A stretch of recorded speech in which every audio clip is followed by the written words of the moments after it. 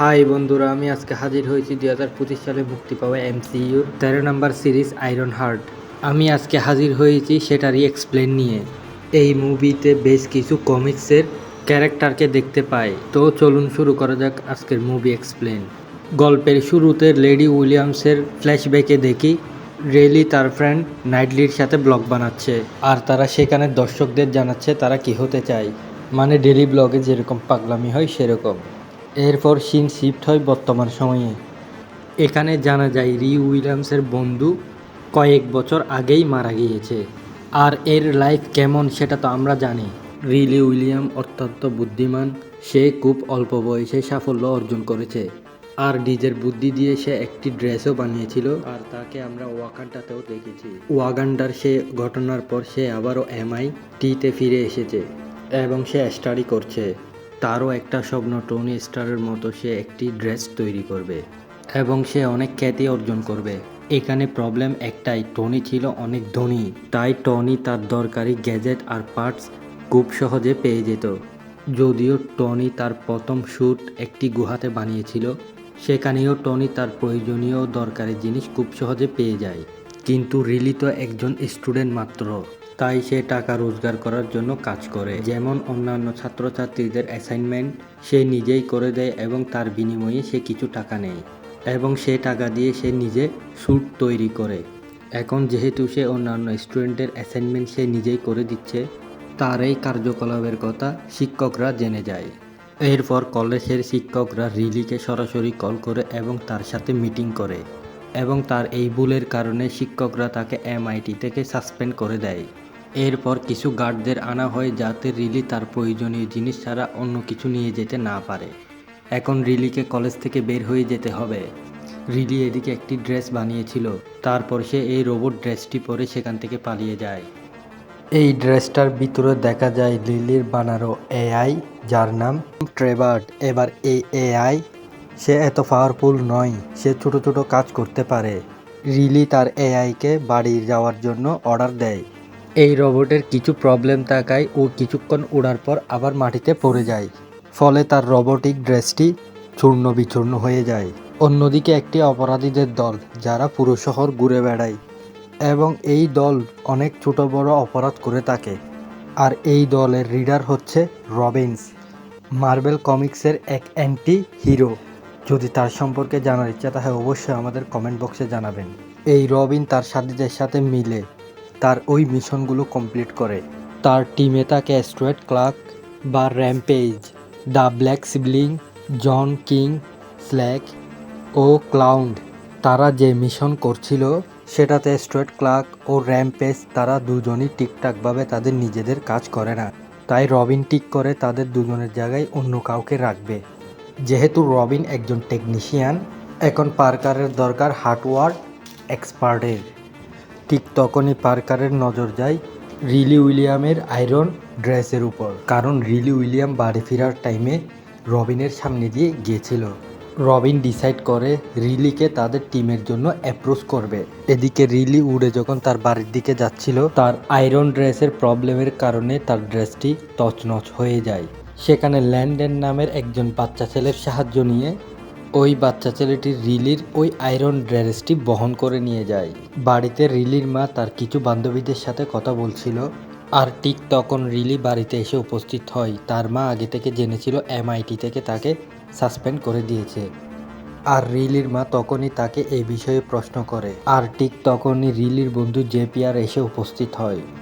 Really বাহানা করে সেখান থেকে বাইরে চলে যায়। এই সিরিজে জেপিয়ার হচ্ছে রিলির ফ্রেন্ড ন্যাটলির ভাই। জেপিয়ারের সাথে রিলি একটি দোকানে যায় যাতে সে তার আয়রন ড্রেসের জন্য কিছু সস্তা পার্টস কিনতে পারে। যেহেতু রিলির কাছে তেমন টাকা নেই, রিলির দোকানের মালিকের সাথে দেখা করে। এদিকে দোকানের মালিক রিলিকে খুব ভালো করেই চিনে, যেহেতু সে MIT-তে পড়ালেখা করছে এবং উগান্ডার সাথে তার খুবই ভালো সম্পর্ক, তাই সে খুব আশাই ছিল যে রিলি তাকে ভালো অ্যামাউন্ট দিবে। রিলির কাছে যেহেতু টাকা নেই, সে ধারে নেওয়ার কথা যখন বলতে যেত, ঠিক তখনই রবিনের পার্টনার জন এসে তার পুরো টাকা পেমেন্ট করে দেয়, এবং জন রিলিকে একটা কার্ড দেয় এবং তাদের ঠিকানার কথা বলে। আর জন বলে এখানে এসে দেখা করতে যদি তুমি কাজ করতে চাও। যদি তুমি টাকা পয়সা ইনকাম করতে চাও। এর পরের দিন সময় মতো রিলি সেখানে উপস্থিত হয়। এরপর সে লিফটে প্রবেশ করে এবং লিফট মাঝপথে বন্ধ হয়ে যায়। আসলে রবিন ইচ্ছা করে রিলিকে লিফটে বন্দি করে রেখেছে। সে চাইছে রিলির একটি টেস্ট নিতে, সে আসলেই কি যোগ্য কিনা তাদের টিমের জন্য। তখন রবিন রিলিকে বলে, এটা তোমার একটা পরীক্ষা। এরপর লিফটের ভিতরে এক প্রকার বিষাক্ত গ্যাস ছেড়ে দেওয়া হয়েছে। এরপর তারা রিলিকে বলে, মরার আগে তোমাকে যে কোনোভাবে লিফটে থেকে বের হতে হবে। রিলি তার বুদ্ধি কাটিয়ে অবশেষে লিফটে থেকে বের হয়ে যায়। সে রবিনের কাছে আসলে রবিন তাকে কিছু টাকা দেয়। তুমি পরীক্ষায় পাশ করেছো এবং আমার টিমে জয়েন করার জন্য এটা তোমার বোনাস। এবং রবিন এটাও বলে, তুমি আরও বেশি টাকা ইনকাম করতে পারবা যদি আমাদের টিমের হয়ে কাজ করো। যেহেতু রিলির টাকার অনেক প্রয়োজন, তাই রিলি তার টিমে জয়েন করে নেয়। তখন জন আর রবিন তাদের পরবর্তী মিশনের কথা বলে, যেখানে তারা TNNL আন্ডারগ্রাউন্ড হাইওয়েতে অ্যাটাক করবে, যেটা এক প্রকার টার্নেল। এই সব কিছুর শেষে জন রবিনের পিঠে ট্যাটু আঁকে। অনেক আগে থেকে রবিনের গায়ে অনেকগুলো ট্যাটু আঁকা ছিল। এখানে জন যে ট্যাটু আঁকছে সেটা ধীরে ধীরে বড় হচ্ছে, দেখেই মনে হচ্ছে এই ট্যাটু জীবিত। অন্যদিকে রিলি তার ওই আয়রন ড্রেসটি নিয়ে কাজ করছিল। তাই রিলি চাইছিল নিজের জন্য একটি নতুন AI রোবট বানাতে, আর রিলি সেটাই বানানোর চেষ্টা করে। ঠিক তখনই রিলি তার ব্রেনের সাথে কানেক্ট করে ল্যাপটপ প্রসেসিং হতে টাইম দেখে রিলি তার চেয়ারেই ঘুমিয়ে পড়ে। সারা রাত ধরে তার ওই প্রসেসিংয়ের ফলে তার কাজটি রেডি হয়ে যায়। এরপর সে তৈরি করে ফেলে এক নতুন AI, যাকে দেখতে তার বন্ধু হুবহু নেকলির মতো। যেহেতু রিলি তার বন্ধুকে অনেক মিস করে, তাই তার AIটি তার মতো হয়ে গিয়েছে। আর ওই AIটি তার বন্ধুর মতো বিহেভ করছে। যেহেতু রিলি নেটলিকে কখনোই বানাতে চায়নি, সে এর আগে সুরির AI দেখেছিল উগান্ডাতে, আর রিলি সুরির মতো AI বানাতে চেয়েছিল। তাই সে নেকলিকে ডিলিট করে নতুন করে আবার বানাতেই ঠিক তখনই দেখে রবিন তাকে মেসেজ করেছে 11:30টায় তাদের সঙ্গে মিটিং আছে।